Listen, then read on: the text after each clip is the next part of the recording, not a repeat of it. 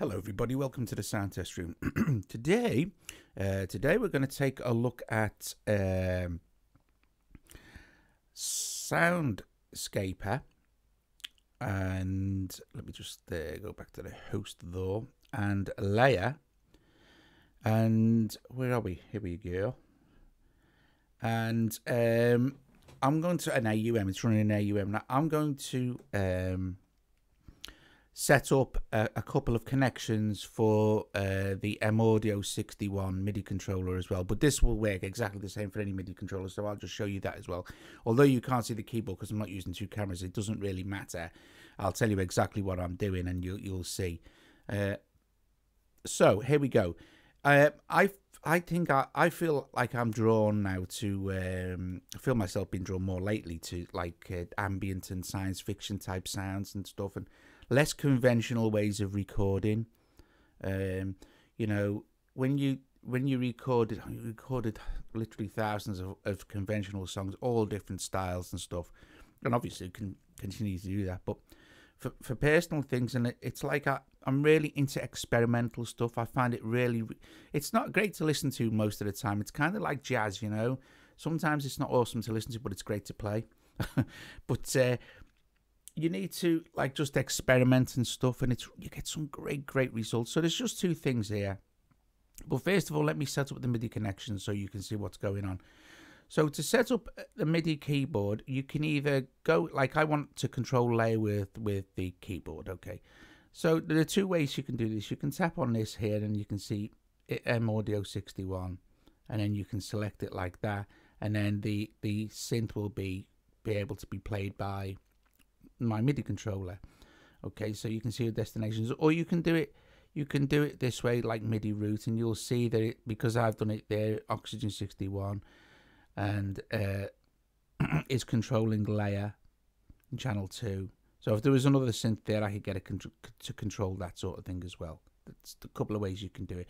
Also, if you want to use the actual internal keyboard, you can choose to do it like this.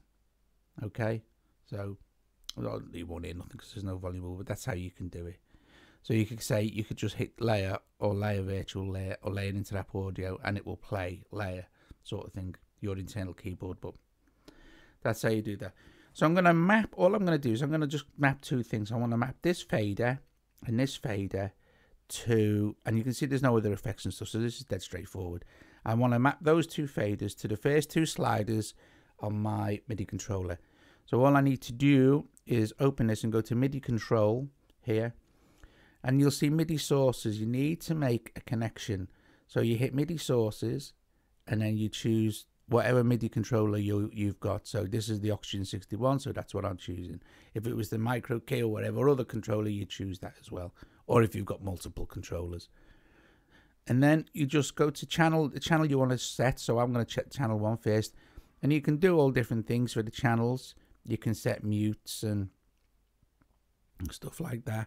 So I just want to set the volume for this. So you tap on volume, and you will see it'll come up, and you'll just go learn, and I will just touch the slider like that, and it's done. Then we can go back to channel 2, volume, learn, and do exactly the same thing. So now my MIDI controller sliders are controlling the volume, and then you could go on with mute, pitch, record, enable, etc, etc. But I'm going to do a more detailed video for this with two cameras, so you can see exactly what's going on. But just for the sake of this is the. So I'm going to turn out the microphone, and I'm just going to have a blast. It just is such good fun. It's just great. I love it.